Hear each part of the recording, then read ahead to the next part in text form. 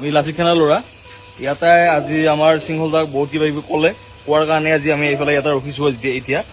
তেখেত এতিয়ালৈ আহি ওলাই আহিবলৈ পৰা নাই কিন্তু আমি বিলাচী খানাৰ ল'ৰা কিন্তু তেওঁৰ ঘৰৰ আগত এইফালে ৰখিছো আমাৰ এইখিনি কেপাচিটি লাচিত খানাৰ এইখিনি কেপাচিটি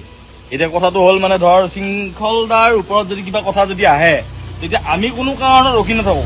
আৰু যদি তেওঁৰ যদি ইমান যদি দম যদি আছে তেওঁ ওলাই আহক তেওঁৰ বাটৰ আগত ৰখি আছো আমি তেওঁ চাওক এইটো ঘৰ আৰু এইখন আপোনাৰ এই গেটৰ ফ্ৰণ্টত গাড়ী ৰাখিছো আমি লাচিত খানাৰ ল'ৰা তেওঁৰ ভায়েক আহি কেনে গুচি গ'ল ভায়েক আহি কেনে গুচি গ'ল তেওঁ কম আছে বুলি কৈছে বীৰ লাচিত খানা কম আছে মোৰ ঘৰলৈকে আহা চিংগল লাগে তো আমি আহিছো চিংগল লাগিবৰ কাৰণে অকল আহি তাই আহিব লাগে ন আহি আহিব লাগে ঘৰটো দেখাই দে ভালকে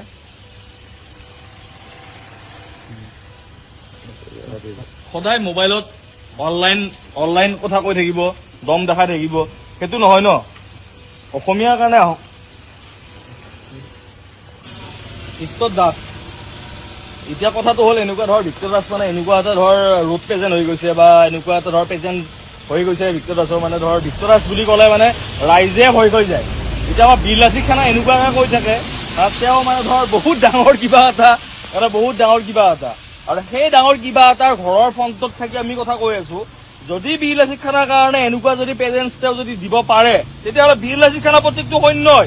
তেওঁ ঘৰৰ ভিতৰত সোমাই মাৰিব পাৰে আৰু সেই বস্তুত আমি আজি তেখেতক কৰা নাই আৰু যদি কিবা কাৰণত যদি এনেকুৱা কৰিব লগা কিবা যদি হৈ যায় তেতিয়াহ'লে বীৰ লাচিত খানা আমি প্ৰত্যেকটো সৈন্যই তেওঁৰ এই কুকাণ্ডৰ উত্তৰ দিবলৈ কোনো কাৰণ আমি পিছুৱাই নাহো